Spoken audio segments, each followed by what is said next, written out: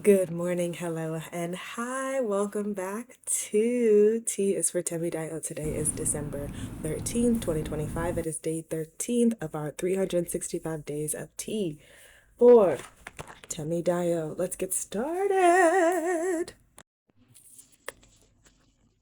Today is Saturday. Today we are doing our calves. So I'm just gonna roll up my long johns because it is really cold today. And we are gonna do this. I am, of course, getting ready for work, but I have been getting better about timing everything. So I'm getting to do my exercises when I first wake up in the morning, in addition to my meditation, because I realize like it's a great way for me to energize throughout the day.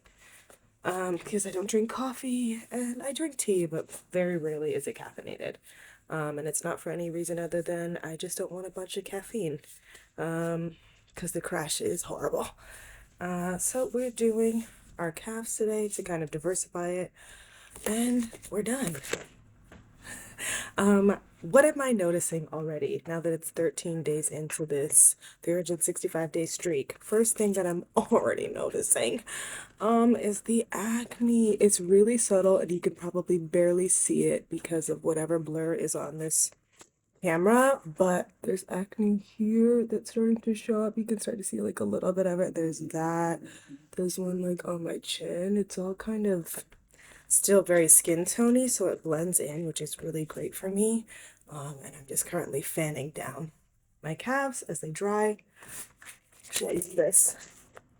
And yeah, it is what it is. Like I knew this was coming. There's also some like on my back and stuff. I knew this was coming, and so I'm like mentally prepared for it, but I'm also like, it still sucks. But today we are chatting about the second part of my what I'm thinking is a three-part series about my summer of 2013 when I decided to give up religion. So we left off yesterday. Where did we leave off yesterday? We left off yesterday saying, okay, I'm going to do this thing. I'm going to spend the summer of 2013 not believing in God, not practicing religion, not fasting in the month of Ramadan, not praying 5 times a day, etc., etc., just to see what happens. This also happened to be the same summer that I was doing a summer dinner theater program at my local community college. My calves are dry. I'm gonna finish getting ready because I do have to go to work today. So we are in rehearsals for The Wiz, which is one of my favorite musicals to do. It was the first time I had ever done it, and I loved it incredibly so. I ended up playing, I think at that time, like this character called the Mouse Queen, which I was like, I don't even know this is a real character.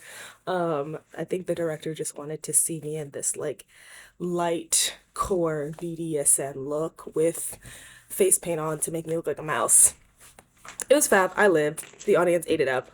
And so I had a good time. But this was the first summer as well, like I said, where I wasn't like actively thinking about religion, actively thinking about my sexuality in terms of religion, my gender and gender expression in terms of religion. And so I didn't feel really guilty, going on stage every night looking like a mouse in this like bustier top. I had like a little hat on that I think had some ears on it, and then like skin tight leggings, and then like these really tall boots, these stiletto boots that had like little handcuffs as the kind of chains down the front of the boot. I looked fab, fierce and fab.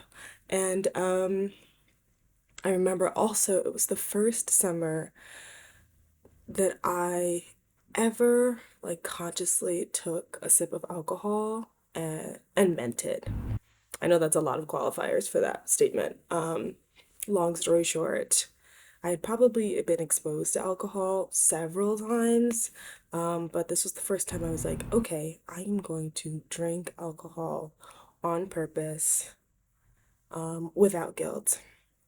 And it just so happened to be with my best friend in the whole world, my oldest friend. Her name is Laura. I've known her since I was 10.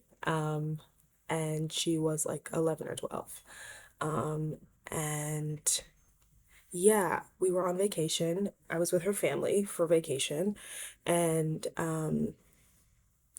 we were like by the pool, and we were like, okay, cool. Like, what would happen if you just took a sip of this? Like, she had like a daiquiri or something. It wasn't even serious. And she was like, yeah, just like take a sip of it. And I'll promise you this. If I ever decide to do a little, THC experiment, you'll be the first person that gets to do that with me. Since I'm here with you for your first time, you can be with me for my first time. I thought it was fab. And so with that in mind, I was like, okay, I'll take a sip. It was either like a strawberry daiquiri. It was like a Seagram's, one of those. It's like a wine cooler, very little alcohol in it. I took a sip of it and I was like, okay, the world didn't end, you know. The world didn't stop turning. I didn't burst into flames. The gates of hell didn't just magically open and suck me under. I simply took a sip of alcohol and everything was okay. And I remember back to probably like a couple of years beforehand when I started to really question, like, does this, like, what does religion have to do? Like, what is this relationship between this religion and this alcohol? Because um, my mom had been dealing with a really bad bout of eczema. She'd never had eczema in the past. I don't have eczema, nobody in my family does. But she had all of a sudden had it, like out of nowhere. And she called up her mom to be like, what do I do?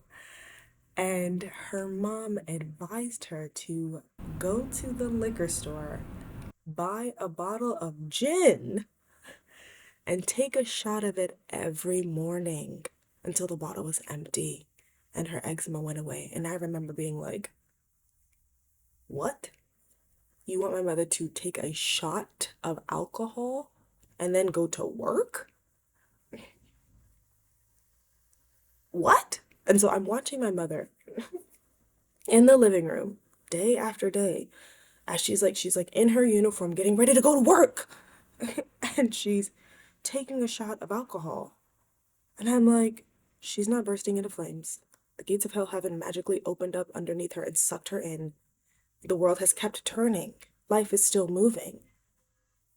What is it that I have been told about this drink, about this libation, that all of a sudden, like, doesn't feel true anymore? Nuts. So I take my first drink with Laura. I smoke weed for the first time that summer. I kiss a couple of non-boys for the first time that summer. It was amazing.